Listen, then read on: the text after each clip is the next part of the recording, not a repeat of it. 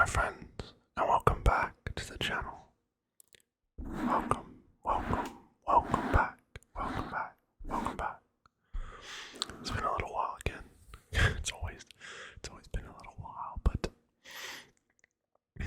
let's get back to basics. Let's go and show you some more beautiful films that I have acquired in my collection now.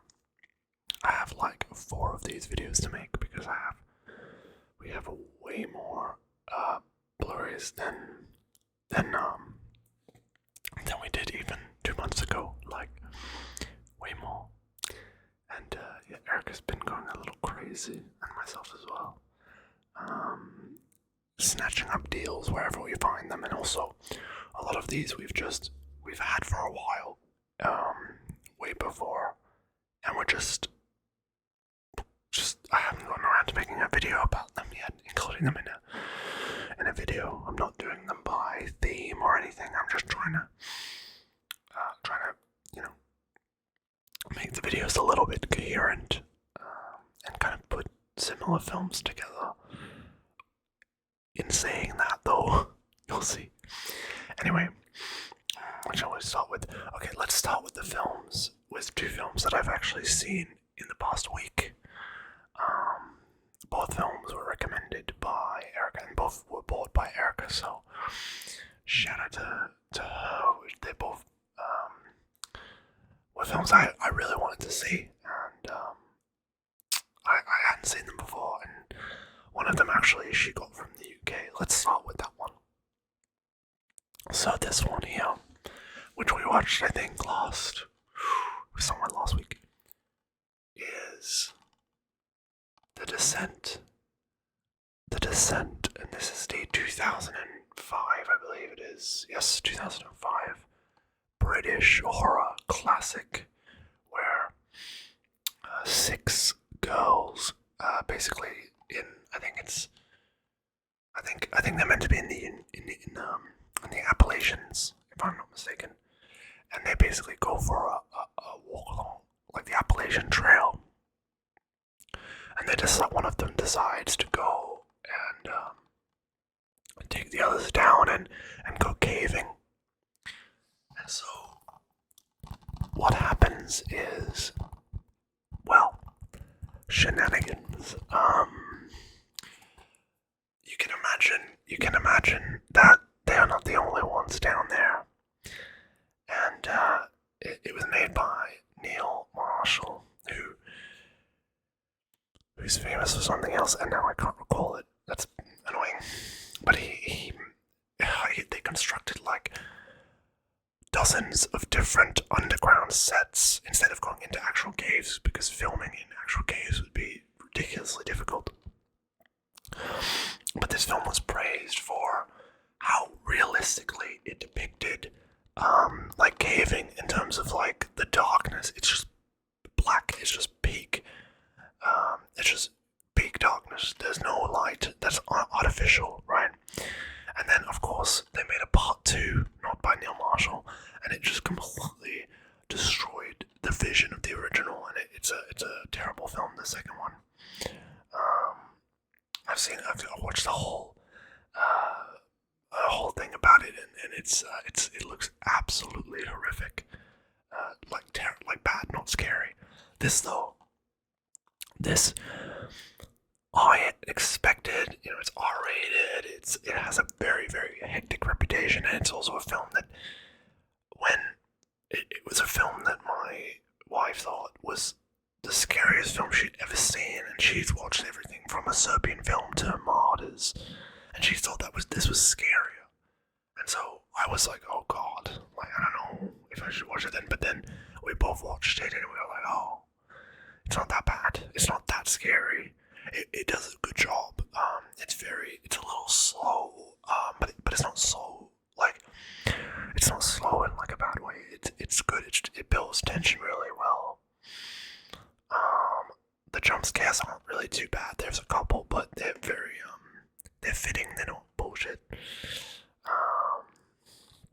Yeah, on a Daredevil came. Oh, I should mention, when my wife watched this movie for the first time, she was like 12, 13, 14, so that's why she thought it was so And when she watched it again now, like 15 years later, not 15, 12 years later, she was like, oh, it's still scary, but it's not, it's not the scariest film of all time or anything like that. On a daredevil caving holiday, 6 girls are trapped underground when an unexpected rockfall blocks their exit. Searching the maze of tunnels for a way out, they find themselves hunted by a race of fearless, hungry predators, once humanoid, but now monstrously adapted to live in the dark.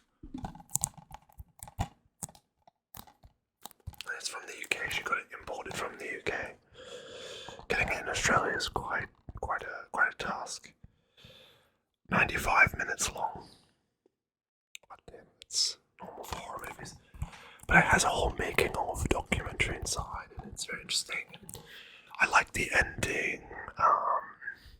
It's a very satisfying movie. Still a little bittersweet, but I think it's fantastic. Great film. The Descent isn't my favorite horror film of all time. Definitely not, but it's definitely a great film. If you like horror, it's a must-see. Next up is a legendary thriller trilogy.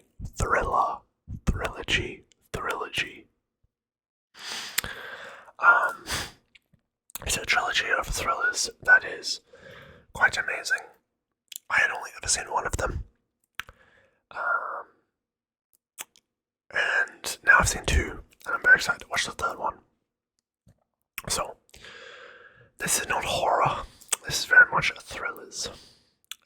But there's definitely some psychological horror in there. I can imagine if you're younger, these films will definitely freak you out and definitely scare you. So, I have shown you this one before, and this was the only one I had seen up until this point. The Silence of the Lambs. I saw this years ago, and as you can see, this one is still sealed with Anthony Hopkins and Jodie Foster. A fantastic film that is iconic. I mean, the iconic Jodie Foster's face there with the moth with the skull on it. I mean, it's fantastic. It's an incredible image, and it's an incredible film. Often regarded as one of the greatest, or most iconic at least, of all time. And Anthony Hopkins' performance as Hannibal Lecter is incredible. I've shown you this before. It was the other 2 films. If you didn't know, it's a trilogy. Silence of the Lambs from 1991. And 10 years after, they made this film, Hannibal, which I didn't know, it was made by Ridley Scott, of all people. He had a busy year that year. He did Gladiator the year before, and then he did Black Hawk Down and Hannibal in the same year. This is the sequel to Silence of the Lambs. And I haven't seen this one yet. So I'm very excited to see it. This one is considered the worst out of the 3, but it's still really good. I hear that a lot of people, like Erica, for example, she loves all 3. And she says it's really good. So I'm very curious. She got this one secondhand for a few bucks, and it's practically brand new, which is crazy. And then the first film in the trilogy, is really looking forward to watching that. And then the first film, which I watched, we watched on Sunday night. It's like 3 nights ago. So it's I have it at the front of my mind still. I love it. I think it's fantastic. It has a stacked cast. It's exciting, it's scary, it's great film. It is actually, it's the first one in the series. It's a bit confusing how they did this. It was released in 2002 after Hannibal, and it's called Red Dragon. And it's the first one. It's a prequel to Silence of the Lambs. So,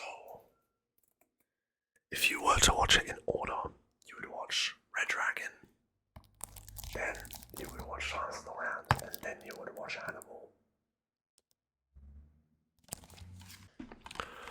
So, Red Dragon, you can see it, there's a bunch of names at the top. That is because not Anthony Hopkins as Hannibal Lecter. It has Edward Norton as Will Graham, Ralph Fiennes. I can never pronounce the man's name. Ralph Fiennes, I don't know. It doesn't matter. He's the Red Dragon.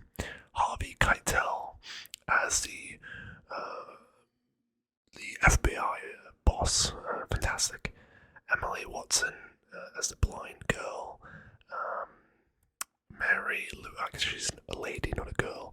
Mary Louise Parker as Edward Norton's wife. And Philip Seymour Hoffman as the sleazy reporter. What a film. Love the cover as well with the Red Dragon tattoo. Anthony Hopkins there. What a film.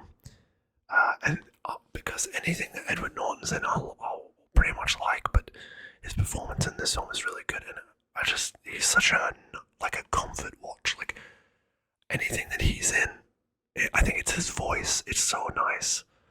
He's such an actor I don't grow tired of. There's certain actors like that you can just watch and enjoy. Your Keanu Reeves, your Brad Pitt, your if we're talking about American actors, yeah. It's certain actors, they just have that. You can just watch them and you can't grow tired of them. But yeah, Red Dragon, fantastic. Definitely watch it in this order. Red Dragon, Silence of the Lambs, and then Hannibal. You can watch it in the release order as well, but I think starting with this provides a lot of context. It's similar to if you've seen the Hannibal TV show with Matt Mikkelsen. That's pretty much what this is. But then it's like the end of the show and not the beginning. The Hannibal TV show is good because it explores the relationship between Hannibal Lecter and Will Graham in much more detail. So, no, the disc is not loose. If you're worried, there was some card in it from the people that she bought it from. They gave her 20% off next purchase. I will remember to read the cases and also do some tapping and read the back of the box. Anthony Hopkins reprises his Oscar-winning role as the infamous Hannibal Lecter in this thrilling prequel. After capturing Dr. Lecter, FBI agent Will Graham retires, only to be called back to active duty to hunt down an elusive killer, the Tooth Fairy. Or the Red Dragon. I guess you're not meant to know that, I'm sorry. It's pretty freaking obvious though. I mean, when that's not what it's really about. It's not a mystery. It is kind of whatever. Anyway. These two films. Now, one of these is very, very iconic. And it's one of two films. Or one film and one series I've never seen. Or two series, really, I've never seen. And I really probably should. The other film, which I'll show you first, is a film that's always highly praised.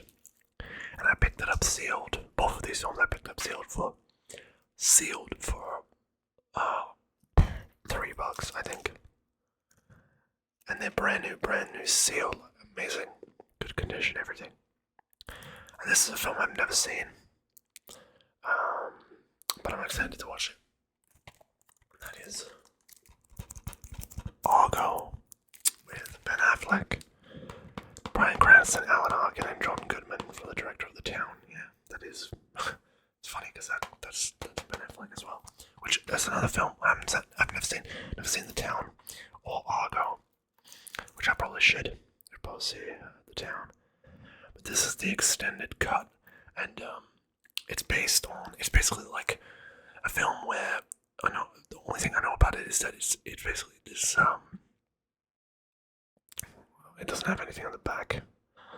No, because it assumes you would already know what the plot's about. Basically, if I remember correctly, it's about the 1979 Iranian hostage crisis.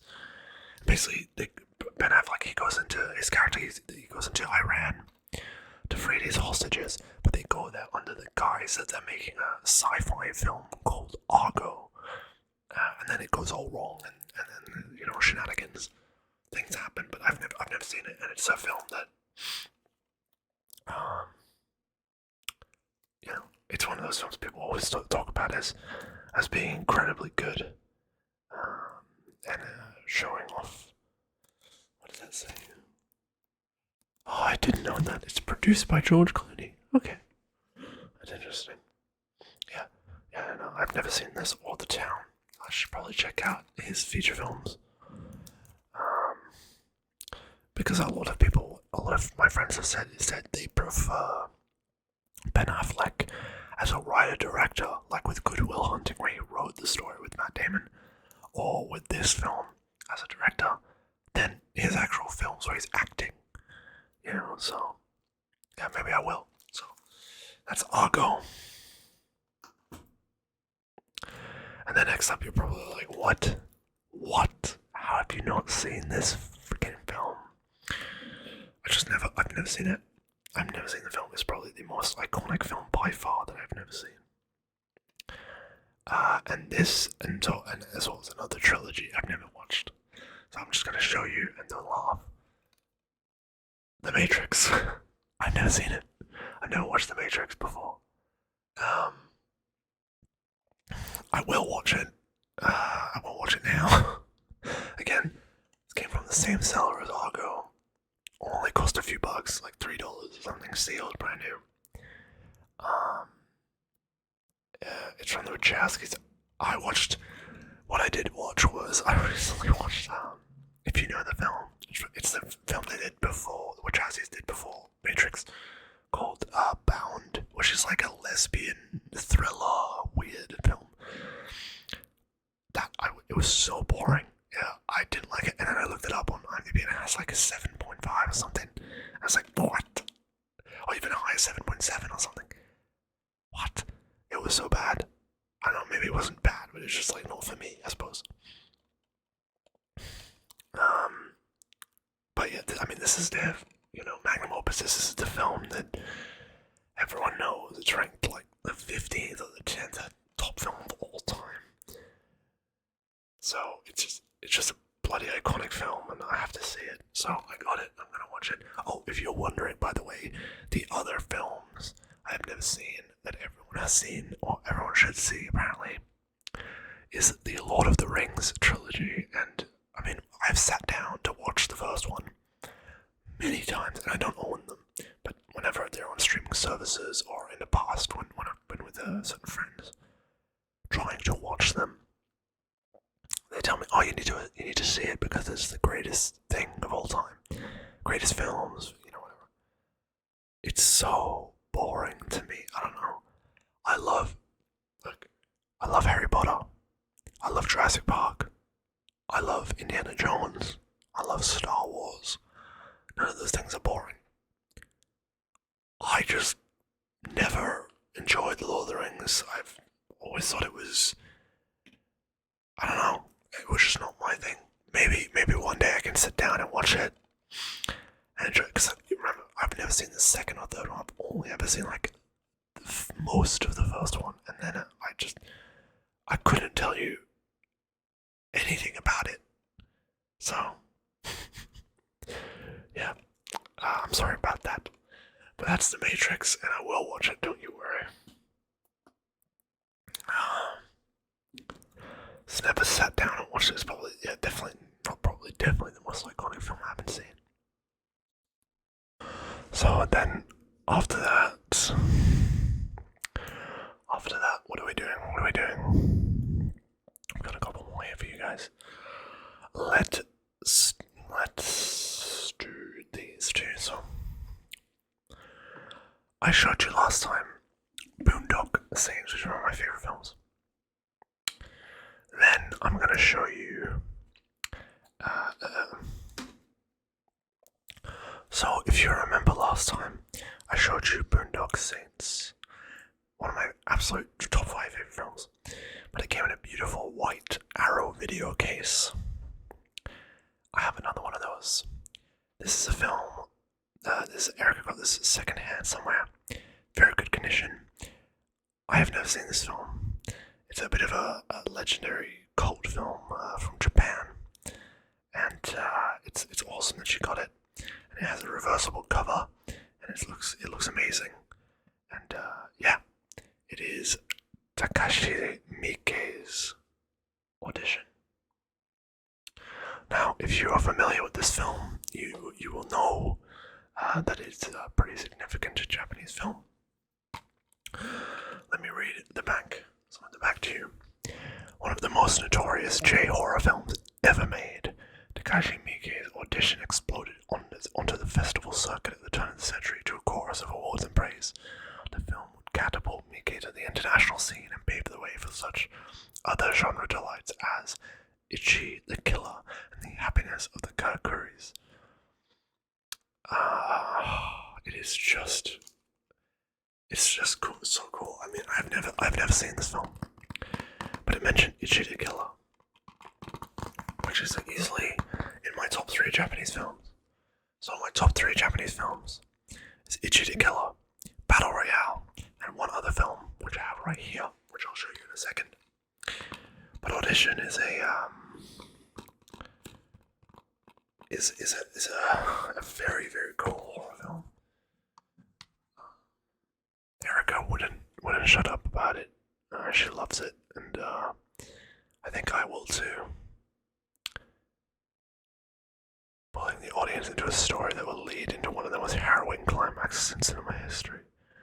Miike's twists and turns through delirious editing and shocking visuals for one of the most depraved nightmares of all time. Certainly something I'm very excited to see. When I open it up, you can see here. The second hand, you can see some of the other, like you see Elvira there and Hellraiser, some of the other Arrow video films. But if I take the disc off here for a second, I'll be very careful. You can see the other cover, the very beautiful orange and yellow cover. Kind of a sickly cover, and you can see the character there with the needle.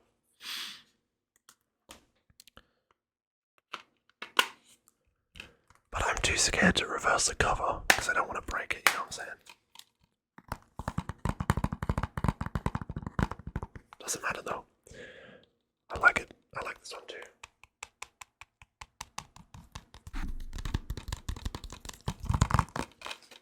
Oh, let me put this back. Now, the film that I would put in my top 3 of Japanese films that it's kind of hard because the director of this film is not Japanese, he's Korean. But it's also set in Korea. Even the language is Korean. I guess this is not a Japanese film.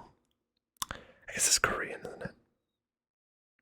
They speak Japanese in the film, I'm sure, though.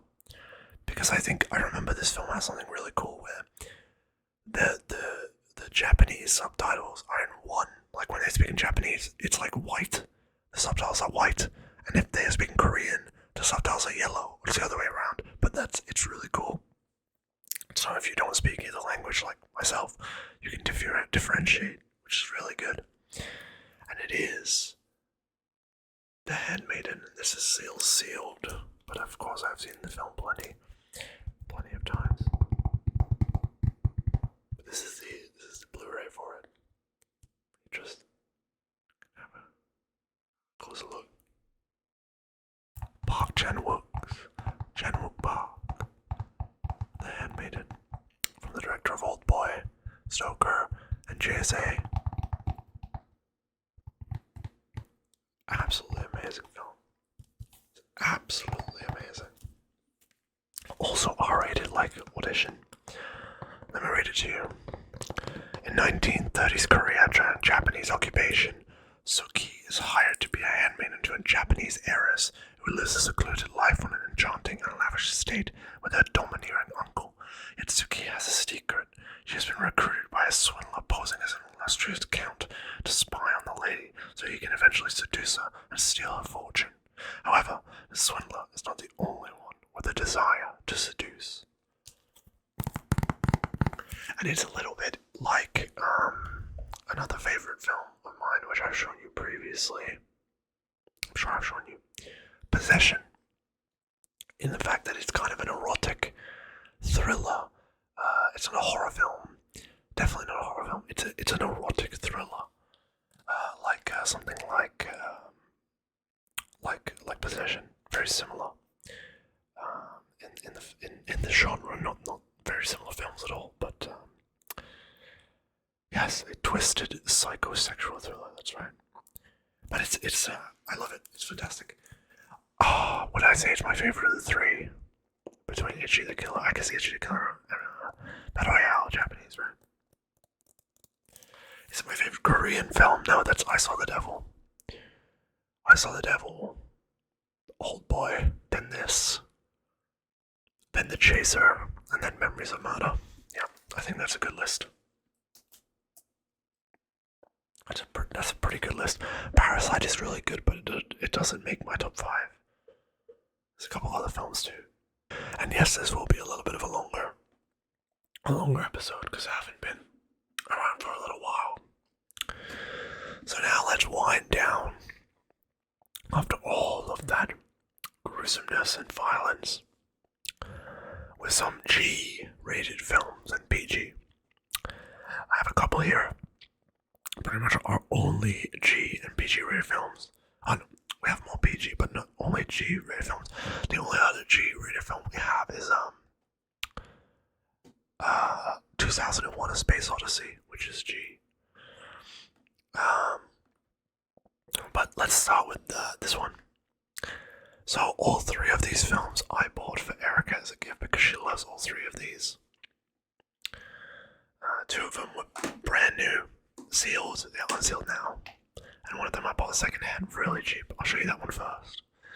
So this is something she loves. These ones, she loves this. I'm going to show you this. Paddington and Paddington 2. Now the real ones will know. Paddington. I'm not one to watch kids' movies or, especially not Disney movies. But Paddington rules. Paddington's not Disney, but Paddington's great. And this is both films. Both films on Blu-ray. In one case. And the fact is, I got this for a few bucks. Secondhand, but it's like it's like no watch ones. It's not been touched by like kids or anything, which is great. Paddington and Paddington 2. And I saw the other day that Erica got excited that they're making a Paddington 3. It's coming out next year, so we'll definitely go to see that. Basically, he's a bear, and he's it's an adaptation from children's books, and about he's in London in search of a home, and then in the second one, something happened. I can't remember.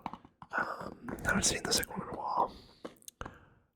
And then in the new one he goes to Peru, I think. So should be fun. But yeah, Paddington's great. If you're looking for some very good kids films. And then I have 2 Disney films here.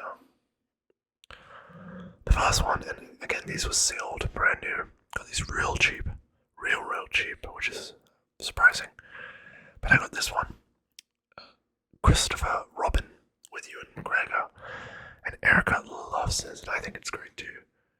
I wish I got the one with the cover where they're all on the beach. I like that one, but this is a nice cover too, clean looking. And yeah, it was sealed. It's brand new, and it's basically about how it's Winnie the Pooh and friends embark on a new adventure to help remind grown-up Christopher Robin how to laugh again, for sometimes doing nothing leads to the very best something.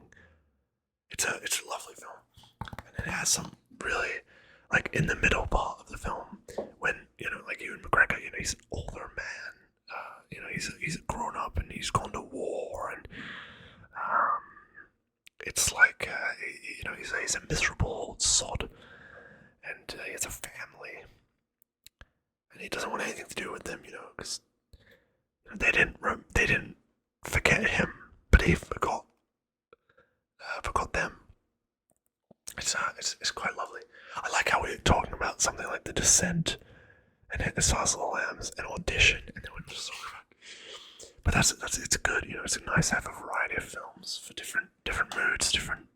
If you just want to watch something that's fun or casual or good with you can watch it with kids, and it's nice.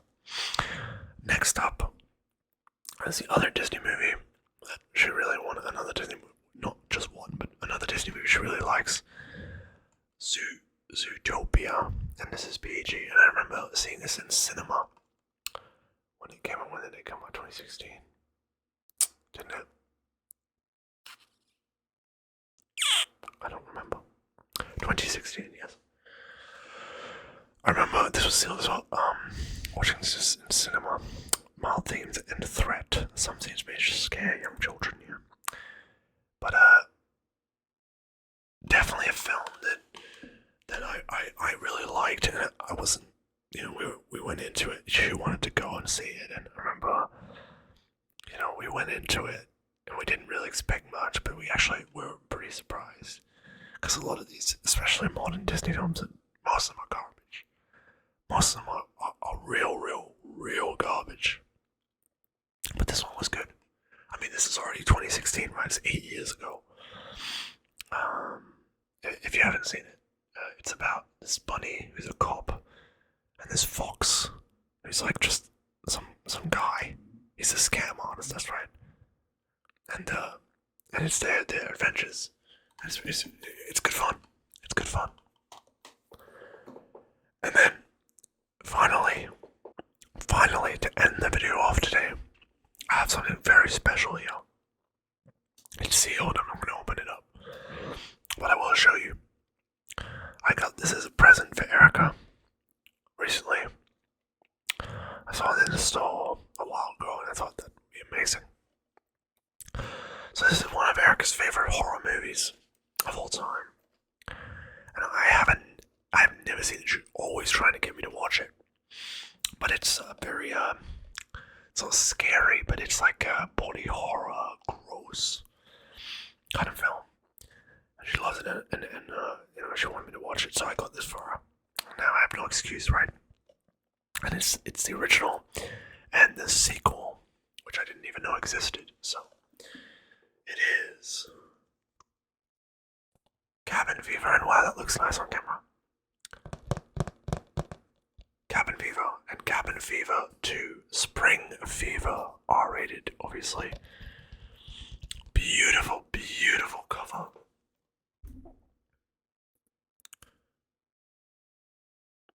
Beautiful cover with the tree is forming a skull and the cabin there. Absolutely amazing. Absolutely amazing. This will sound great.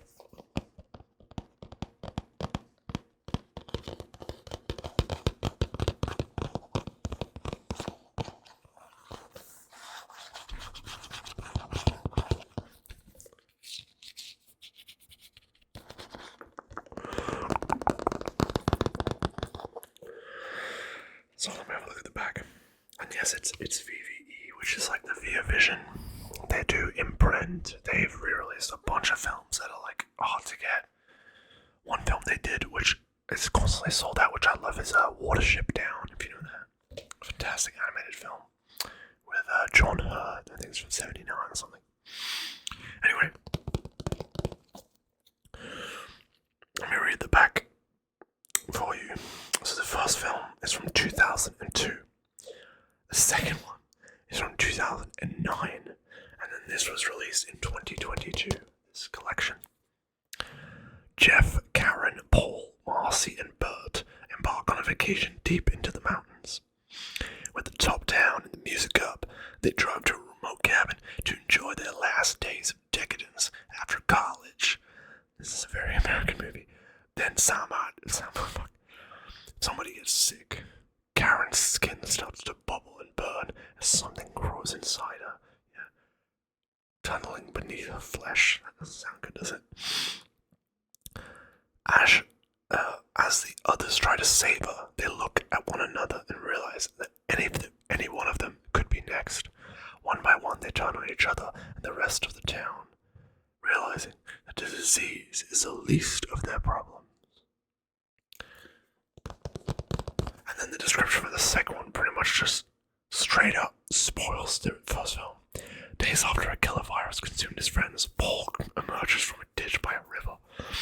Though his body has been ravaged by the virus, he is determined to survive and warn others of the danger. However, a water bottling plant has already distributed contaminated water to the local high school.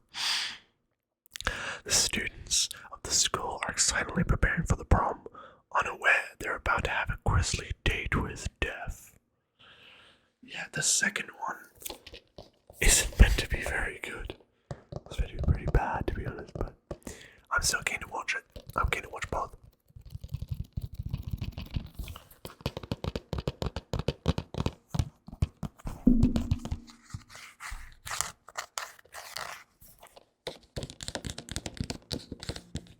I'm sure I'll enjoy it.